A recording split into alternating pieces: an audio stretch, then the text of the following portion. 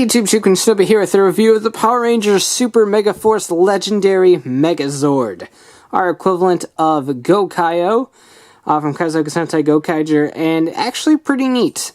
I have to say they did a pretty decent job on this. A lot of people complain, but I'm a firm believer in most of Bandai America's products for certain reasons, but pretty neat. It does include a Super Mega Force Red Ranger key up there. This one is in clear plastic to make it different than the one that comes with the Legendary Morpher. So that's pretty neat. A little exclusive Ranger key going on there. You got the Megazord right here, Zord Builder. They combine, obviously, and being a Zord Builder product, you can obviously use this with the Megaforce line, the Samurai line, Super Samurai, MPR 2010. Anything in the Zord Builder line is fully compatible with, so you can make some really interesting combinations. 5 Zords morph and combine. Zord Builder continues. Obviously, we can see the Magi Dragon, the Mystic Force Dragon, the Delta Runner 1, the Zeo Battle Zord, actually, that is an American exclusive toy release, and the Wild Force Lion Zord. So those will all make new combinations with this guy right here. Plus we have some cycles for, I think, Wild Force, Time Force, and Lightspeed Rescue cycles. So those are pretty interesting. They don't do a whole lot, and they're not required, but I'll probably be picking them up anyway. And down here at the bottom, the Ranger keys that we all come to know.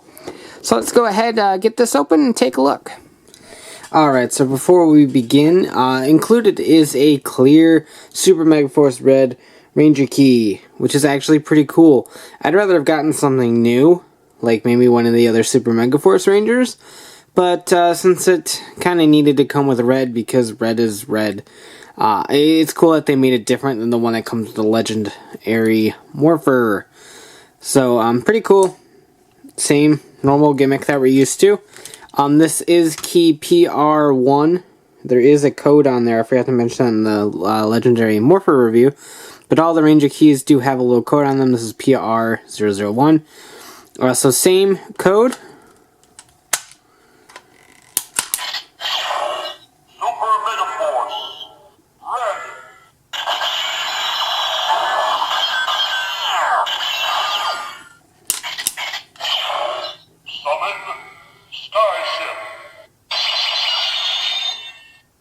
So same sounds as the normal key 2, because it's got the same, got it stuck there, it's got the same teeth in it, so it's going to make the same sounds. But it's cool, clear color, and I think that is pretty neat to come with an exclusive key. So here we have the Super Mega Force Zords, the Skyship Zord, the Jet Zord, the Racer Zord, the Wheeler Zord, and the Sub Zord, if I got all those names correct. I would have preferred Hauler for this, but Wheeler works too, I guess. He's Joey Wheeler, or whatever. So anywho, pretty neat little roundup of vehicles. They were never my favorite. I didn't really like Gokaioh all that much. I think given the pirate theme of the season, these didn't really strike me as much of pirates outside of the obvious ship. I always would have preferred something kind of more like a gang of boats, or just the ship that transformed into a robot, but they did what they did. So no huge complaints there, but yeah, some of them are kind of goofy. But anyway, let's go ahead and take a look at these one by one, combine them into the Megazord, and see how it ranks. And here is the Skyship next to the Gokai Galleon. And as you can see, outside of some paint differences and an obvious difference in size, they are pretty much identical, and you're going to find that to be the case with all of these. So just a really quick comparison. Now the Skyship has wheels right down here. The turn wheel on Gokaioh replaced with a solid wheel, but you can insert a Ranger key in there, and it will pop open that front plank. Just like the turn dial would pop open the compartment to Gokaioh, inserting a Ranger key, turning it will open up the plank, instead of just manually turning the wheel. So the Ranger key integration is kind of neat. But outside of that, just a cool little pirate ship. And I've always really liked the Gokaiger alien, so I really dig this version too. Like I said, only a few minor paint applications that are missing. The sides right here and the swords. That's really all I see off the top of my head. So pretty nice job. Next up is the Jet Zord, here with the Gokai Jet. Again, paint application and size difference. But paint application wise, the ones that really needed to be there are there. I kind of like the fact that the wings are different colored now. It makes Gokaioh look a little bit different, but I like the fact that the wings are now the same color as opposed to what they got going on over here in Gokai Jet. But overall, pretty nice little rendition. Again, just like all the others, it rolls, and that's all it does. It can fly, I guess, too. These should probably be a little bit more straight, but... The Racer Zord with the Gokai Racer, I think it was called. Yeah, again, just minor paint differences. Prefer mostly the black here and the wheel color. Again, it rolls. Considering it's a car, I would really hope it rolls. Neat little car, though. Always kind of looked like he had a little mustache, and I thought it was adorable. Alright, here is the Wheeler Zord. A lot brighter of a yellow, and again, paint applications. But functionality-wise, it's pretty much the same. Now, with this one, its transformation featured it splitting apart, because on that joint right there, it could move around like a semi would. And so it would connect right there on that post, whereas with this one, it doesn't connect, so therefore it doesn't turn. It just folds directly. So that's a little bit of a difference. I don't really care either way, but again, nice little representation. And just like the others, it rolls. What a whopping surprise. But I do like the fact that it just kind of folds directly. It makes transformation a little bit faster. Then finally the sub. Again, paint applications, but nothing too crazy. And again, just like all the others, has wheels to roll, and basically just does submarine stuff, because that's what it is, and that's what it does. With both of these, you will notice some Zord Builder ports on the side here, which are kind of gaudy in their vehicle modes, but honestly, who really cares about the vehicle modes? In the end, you're going to be displaying the robot more than likely, so who really cares, honestly? Zord Builder ports everywhere! So to get this guy transformed, it is pretty simple. Just open up the feet of the submarine, fold the foot of the wheeler, and those are your feet. Now the wheeler is a little bit insecure in that joint right there. It's pretty wiggly, but not overly so. Take your Gokai Skyship Zord of Justice and fold up these. Fold that up, fold that around. Now one thing I do want to point out really quick is, yes, this is crooked. It sits in there in a little octagonal little peg system, and mine's off. Most of the ones that were at Toys R Us when I purchased this were off in some fashion. So if you're ordering online, be careful. But if you're in the store, try to look for one that is straight. Otherwise, you're going to have to deal with this whole slanting issue. Otherwise, just save the peg, or shave the peg rather, not save, and you should be good to go. Open up that up here. The swords will fall out. That's okay. That will peg right in here. All Zord Builder ports. Mine's pretty loose on the yellow side. That is because the connector here is a little bit loose. It doesn't have a lot to do with the connector right here, but the inside connector on my yellow Zord is a little bit loose. But that is an issue on my figure, and your mileage may vary in terms of that. Just like the tiltiness of the chest, your mileage will vary on that. Split these swords apart. Obviously, they can be held in the hand, but otherwise, they do peg in on the sides here. Now, one thing about the Gokai version is that this sail part folded up to be the hilt of the sword, and it was a cover guard. That doesn't function in this one. That part doesn't move anymore, which is kind of mind-boggling to me. But that will just fold down. Kind of gives it a little bit of a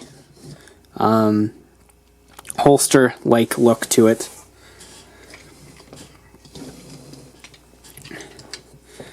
Take the racer, fold these down, fold the arm out. That will peg in right there. Take the jet, take the helmet off, fold these back, put that in, plop his head on, that will peg, and there we have the Legendary Megazord. And now this guy is chock full of Zord Builder ports. You have flip out Zord Builder ports up there on his shoulders. You have flip out Zord Builder ports on all sides of the racer and the jet. So all sides on those shoulders have ports. Right down here is a port. On both sides of the legs is a port. There isn't anything on the back in terms of those ports. Like I said, you insert a key, this will flip down. Alternatively, you could just pull on it. The connector isn't that strong. Just some pegs in here. There's no Zord Builder ports. This does fold inward, which is actually pretty neat in the long run. One of my issues with Gokaioh was the fact that this plank was really long. It did pop off, which it looks like this does too, right here. So it does pop off just like the Japanese one, but it's nice that you don't have to pop it off. It folds in pretty close there, so nothing major sticks out there. And you can actually store a Ranger key inside. It is in the instructions for you to do so. He just kind of sits in there. He doesn't really, as far as I know, he doesn't peg in anywhere or anything like that. He just kind of hangs out and falls out. I'm not going to bother putting one in there anyway.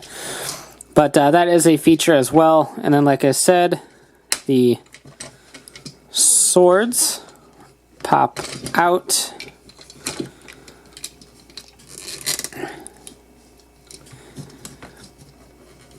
Now, it's not that huge of a deal that this doesn't fold up, considering holding it straight, it wouldn't be able to fold up anyway. You can either peg it like that, or just leave it hang down. I'm just going to swing it up so it's a little bit flush. So it's not that big of a deal, considering if it did fold up, it wouldn't be able to because it would hit that cannon anyway.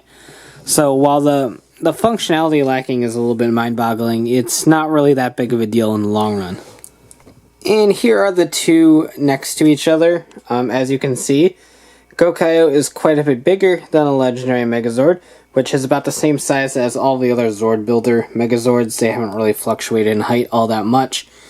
So outside of the size differences, you can notice the major paint applications that are now gone, preferably in the logos, or noticeably in the logos, not preferably, and that wing on the Gokai jet.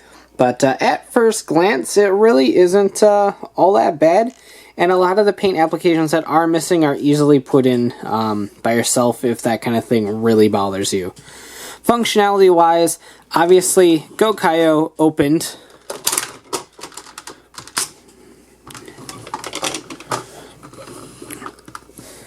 like so, and had compartments everywhere, as well as a cannon in his chest, for the Zord gimmick that we will see throughout the show.